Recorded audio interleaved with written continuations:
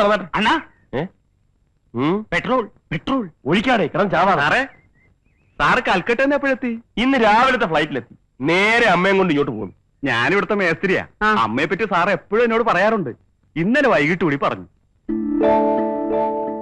അതെങ്ങനെ? താനും കൽക്കട്ടയിലാണോ താമസിക്കുന്നത്? അതെ, ഞാൻ കൽക്കട്ടയിൽ നിന്ന് ഫോൺ ചെയ്തിരുന്നു. വീടിന്റെ പണി എളുപ്പം തീർക്കണം, അമ്മയ്ക്ക് ഒന്ന് കാണാനുള്ളതാണ്. അതാ അല്ലേ? അതെ. അമ്മ ഇങ്ങോട്ട് നടന്നാട്ടെ. എടോ, താൻ ഓവറാക്ട് ചെയ്ത് ചളവാക്കുമല്ലേ? എന്താണ്? ഇയാൾക്ക് എന്താന്ന് വെച്ചാ കൊടുത്ത് തൊലക്കി. എവിടുന്ന്? നീ കൊറേ ഞാൻ അഡ്ജസ്റ്റ് ചെയ്യാം. അണ്ണാ പെട്രോള്. എടാ ഒഴിക്കാടാ മഞ്ഞങ്ങള്. അല്ല പക്ഷേ അതാരാ? അവന്റെ അമ്മയാണോ? അമ്മ തന്നെയാണോന്ന് എനിക്കും സംശയമുണ്ട്. അല്ല അച്ഛൻ. ഇയാളും ചുമ്മാ ഇടൂ. താനെന്തിനാ എന്നോട് ചൂടാവുന്നത്?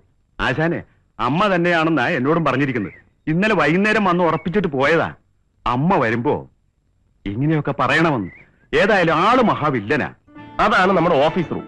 അവിടെ നമ്മൾ കംപ്ലീറ്റ് മാർബിൾ ഇടാനുള്ള പരിപാടിയാണ്.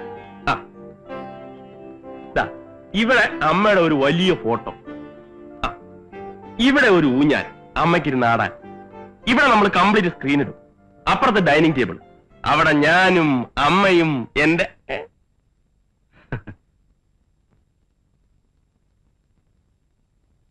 എടാ ഗോലകൃഷ്ണൻ, നീ കൽക്കട്ടയിൽ പോന്നു. നിനക്കെന്നെ മനസ്സിലായില്ലേ? ഞാനാ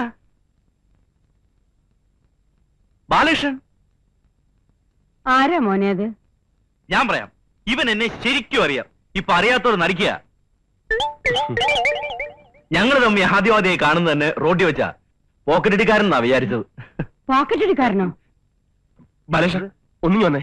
എടാ, നിന്റെ കംപ്ലീറ്റ് കാര്യങ്ങൾ അമ്മ അറിയട്ടാ. എനിക്ക് അമ്മയുടെ എല്ലാം പറയണം. നീ കൈവിട്ടെ.